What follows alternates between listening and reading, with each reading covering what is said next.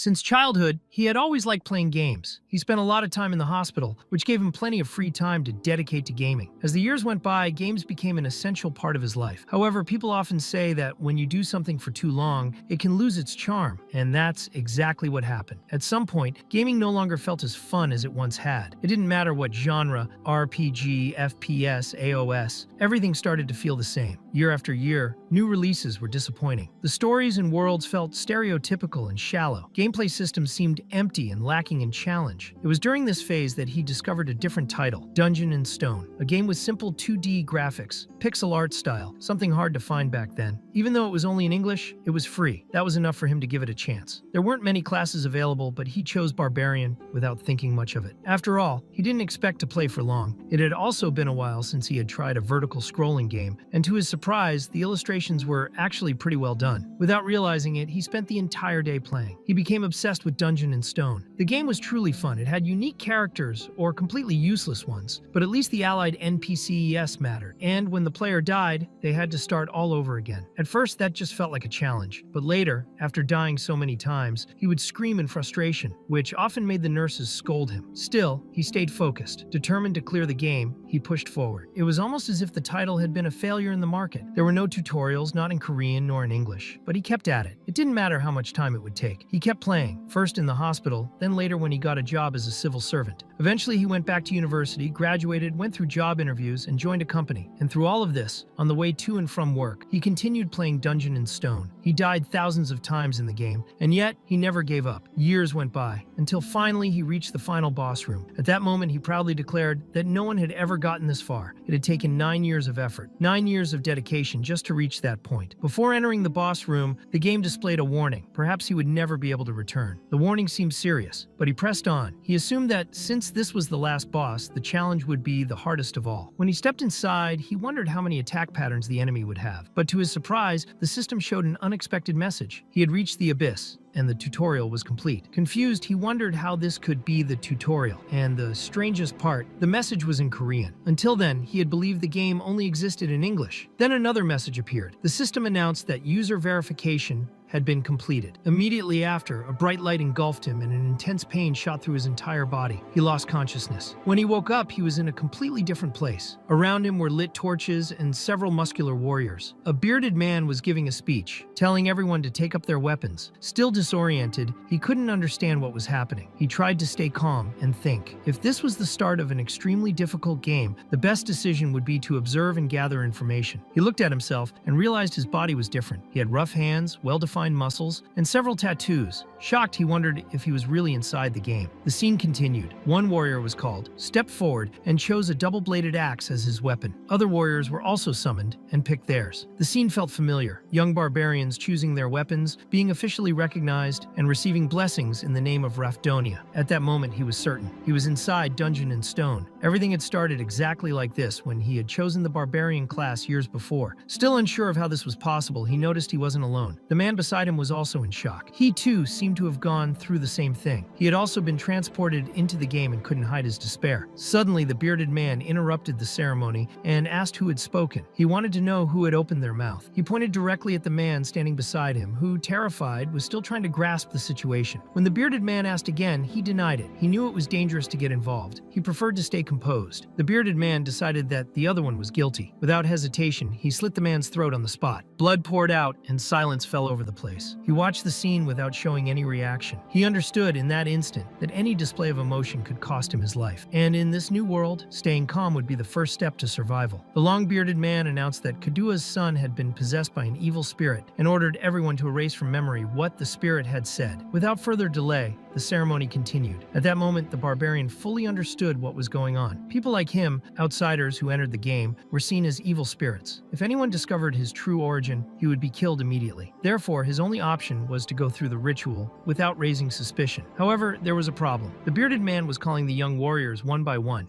using their names and their father's names. The barbarian didn't know his own name. Suddenly, this became a life-or-death situation. Not even the game system had revealed what his identity was. He had to think quickly. He came up with a simple strategy. If he heard a name and no one stepped forward within 2 seconds, he would step up and pretend to be that person. When the man called for the son of Jandel Bjorn, no one moved. 2 seconds passed. The barbarian then stepped forward, claiming that name as his own. The bearded man acknowledged him, ordered him to choose a weapon, and declared that he was indeed Jandel's son, Bjorn. With that, the young warrior had to make his second important decision. He knew that barbarians, unlike other classes, didn't have magical talent, but compensated for it with physical strength. Because of that, they needed close-range weapons, and he had already made his decision. He would choose a shield. That would be his best choice. The man then proclaimed that Jandel Bjorn had become a warrior, and that synchronization had been completed. His stats were set: level 1, with 25 in physique, 35 in mental, item level 24, and an overall combat index of 67. The first time he had played with that class, he chose a greatsword simply because he thought it looked cool, but he died often. He tried all kinds of weapons, but his gameplay was unstable. He could barely survive battles. At one point, he reflected on this. He realized that a barbarian didn't always need to be purely offensive. With his high vitality and strength, he could act as a kind of tank. While not as good at it as a dwarf, there was still enough potential. He didn't like the idea, but when he tested it for the first time, he was surprised by the result. A barbarian with a shield was incredibly tough. That was the most rational decision he had ever made inside Dungeon and Stone, and he didn't regret it. Right after, the arena gates opened. It was announced that the barbarians, who had undergone the coming-of-age ritual, must now proceed toward the Labyrinth of Rafdonia, located in the city of the same name. The leader declared that their destiny was tied to that place. Like a true barbarian army, they all charged forward, shouting. Bjorn decided to follow the group for now, even though he wasn't sure if they actually knew the way. Sometime later, one of the barbarians looked back and admitted he thought they were lost. The group started blaming him, since he was leading them, but Bjorn found it amusing how none of them seemed particularly intelligent. The previous leader, named Karak, gave up his position. Taking his place was Einar, the second daughter of Fenelin, but it didn't take long for her to get lost too. Bjorn started wondering if any of these warriors had a brain at all. Now everyone was arguing again, completely disoriented, not knowing how to get out of that cursed maze. That's when Bjorn decided to approach Einar, who already looked frustrated. She asked if he had come just to blame her too, but he replied no. He only wanted to show her the way to the labyrinth. He discreetly pointed toward a group walking ahead. They were the typical RPG characters: a dwarf, a knight, a mage, and a monk. They were commenting among themselves that those barbarians were dumb, savage, and ignorant. Even so,